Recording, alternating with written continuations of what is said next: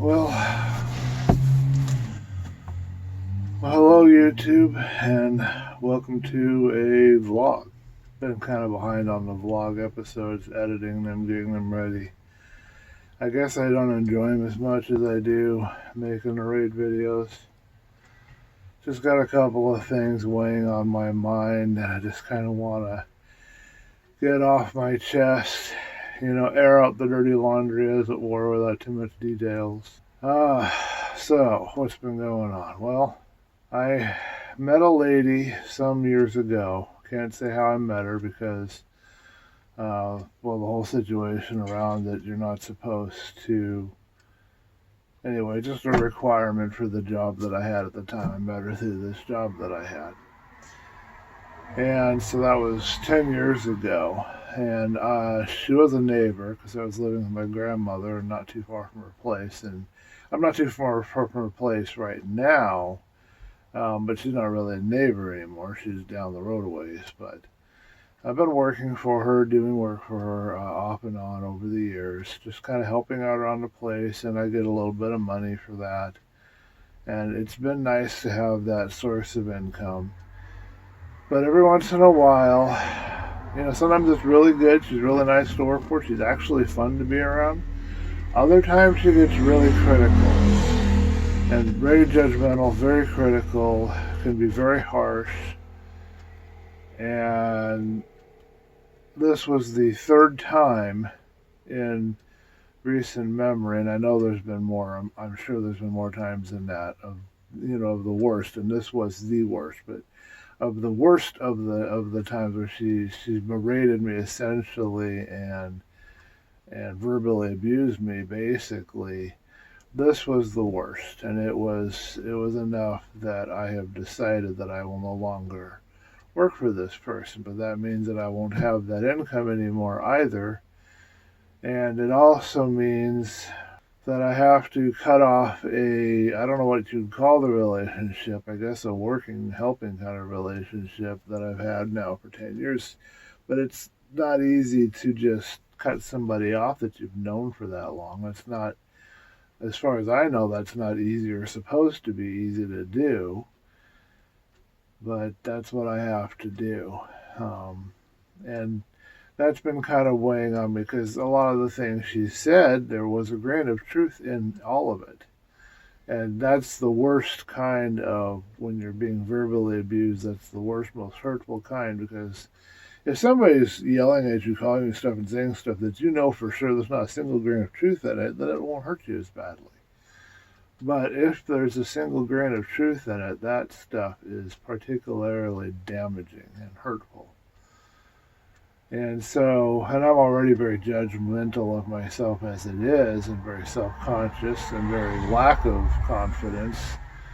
And so I'm sitting here dealing with all of that. And of course, as I've alluded to and said directly a couple of times, I am an empath, I am an intuitive, or you might call me an HSP, highly sensitive person. Doesn't really matter. You might just say I'm a sensitive guy. It doesn't really matter.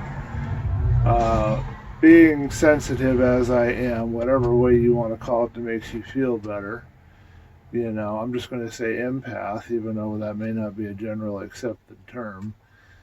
It stung even more, hurt even more, and it's caused a lot of doubt in me, and I've been working through that over it's been a couple of weeks now, I think, at least a week.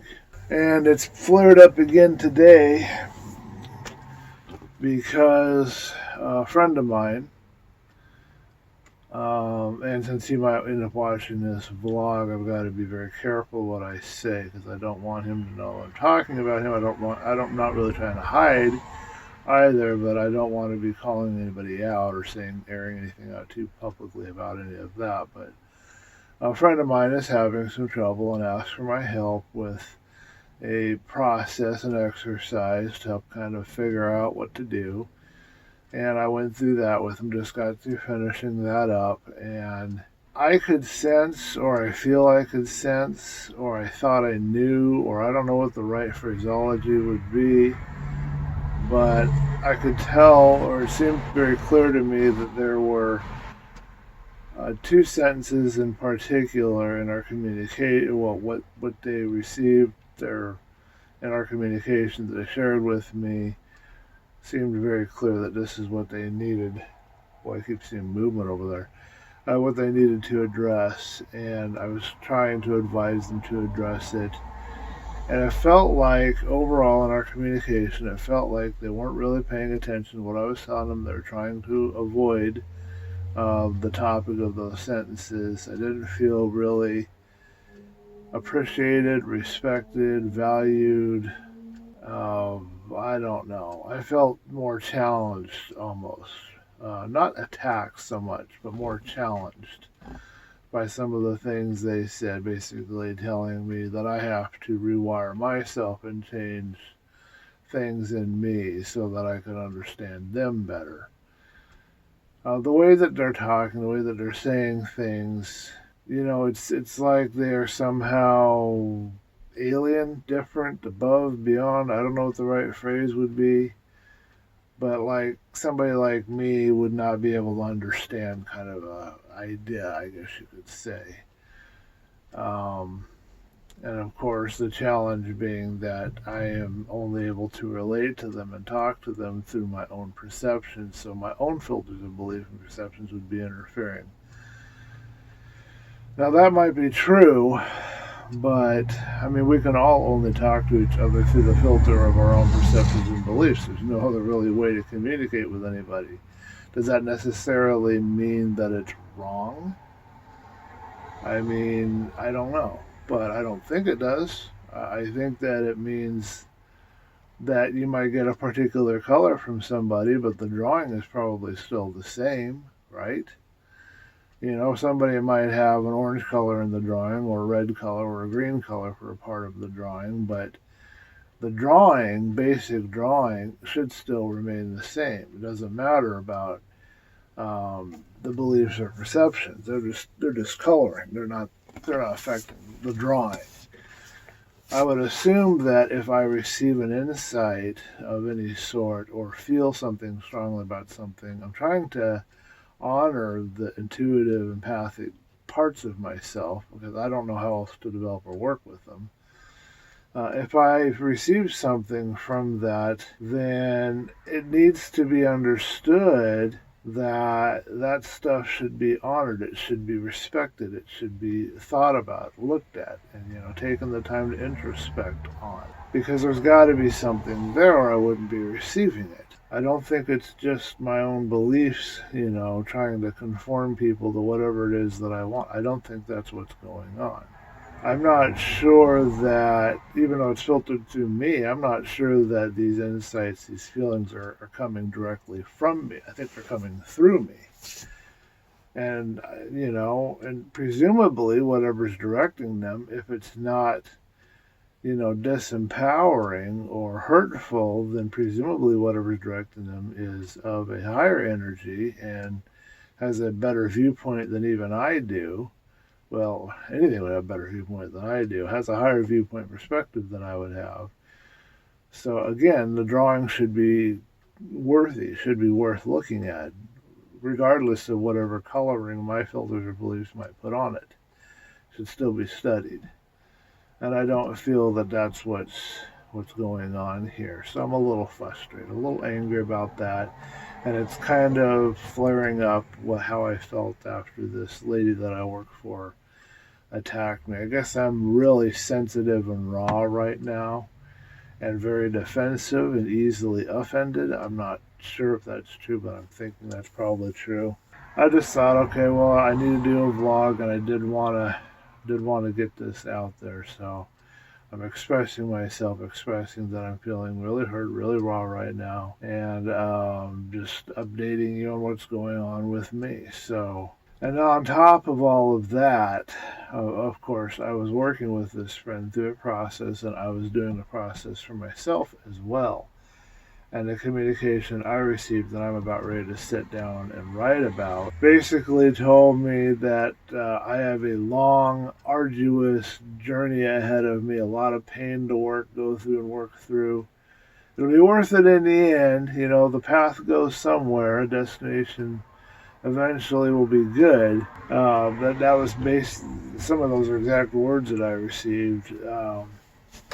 I was told this, and that tells me what? I've got another 20 years of pain and suffering before I have a life that I want to live, before I am in circumstances that I enjoy. I mean, it would be at least a decade, if not more. Long arduous doesn't mean a short period of time. It means long arduous, long and hard, long and rough. And I'm already in my mid 40s. I will be mid 40s end of the year. So how much time do I really have? Do I really want to spend 20, 10, 20, 30, 40 years in a long, rough journey in the hopes of some eventual good destination when I'm 70, 80, 90, 100 years old? No, I don't. That's ridiculous and retarded. And anybody that would be willing to stand in the slaughtering lineup with the other cattle, you know, I don't know, I don't have a better picture to use, but it just doesn't seem, I'd rather just say to heck with it and figure out something else. So I don't know what I'm going to do, but that wasn't very encouraging. That's basically what I'm trying to say. I don't feel very encouraged right now. I feel very discouraged. So I'm going to write out some stuff in my journal, and I'm going to read a little. That's another thing. I quit writing. I just said I quit. I took all my writing books. I had a little fit. I think I might mention this in another video. I threw them all into a bag, and I've just returned them all, which I guess is good because a lot of them, from one library anyway, were due back. I mean, with the coronavirus thing, it kind of interrupted and messed up things, but they were wanting their books back, so they got them back. But I just said I quit writing, and I haven't really done anything as a writer for a couple of weeks now. A couple of weeks? Yeah, I think a couple of weeks. Stopped going to the writers groups that I found. Stopped writing in my blog. I did one entry saying don't expect any updates. The one piece of encouraging, no, I wouldn't call it encouraging. I would call it the one piece of news that I could swallow, that was swallowable, was that just doing the writing I'm doing is fine. I didn't need to put pressure on myself about the writing, so that's good. Of course, now I got to figure out what my element is, using Ken Robinson's term from his book, The Element. I have an aptitude for writing, but I have a passion for it. So what do I have an aptitude for that I also have a passion for and the opportunity to do, and whatever the fourth thing was? I don't know, but I'd like to find that thing, whatever it is. But at least I don't have that pressure to write. So I might resume writing, or I might not. I don't know what I'm going to do. But whatever writing I do, I've been told enough. The other thing was that I was told that there wasn't any particular special thing I had to do by the time we're going to probably end up leaving here next year. I was told that I would have done whatever I needed to do, work through whatever I needed to work through, face whatever I had to face. That would be done by the time we had to leave here, whenever that might be. And I'm assuming it'll be next year, but it could be later, it could be earlier, I don't know. So those are two swallowable pieces of information that I received. But the other part kind of overshadowed it all, long, arduous journey. I'm not up for a long, arduous anything. So I don't know when the next vlog video will be. I'm still working on getting those videos uploaded. I had a raging headache yesterday, but I did manage to get one up, and I'll try and do some more. I'll catch you guys in the next video. Subscribe if you want to see more videos like this. Thumb up if you liked it. Thumb down if you didn't. If you leave a thumb down, let me know I did wrong. I know it came off kind of negative and ranting, and I understand if that drives you to want to give me a thumb down. I get it. I appreciate the thumbs up, though, because that means there's some solidarity there, some support. I would really appreciate knowing that even if all I got was a thumb up, that somebody out there supported me and cared about me. And I don't know, it's just really tough right now for me. The merch is still at Spreadshirt, but it's moving to Teespring. So look for some face masks. I already have 2 new designs that are going to be showing up at Teespring. And I'm going to try and move everything. I've been really slow at this, but I am going to get things moved over to Teespring. It's a much better environment, and you're going to see a lot of really cool designs, including this one or something similar to it. And you can buy those there, and they have really nice face masks. And my prices on my stuff will be very, very reasonable. And I'll model it for you should I somehow find some money and I'm able to buy a sample. That's one thing Teespring has that Spreadshirt doesn't. I can buy samples, which basically means I just pay the price for the item and some shipping and tax. I don't pay the extra stuff that they put on there so you can profit. I don't have to worry about that because I'm not profiting off it. I'm just buying a print of it or a whatever you want to call it. Just buying one thing of it so that I can model it and wear it around town. So I'm gonna do that with a face mask first, I think. Anyway, I'll catch you guys in the next video.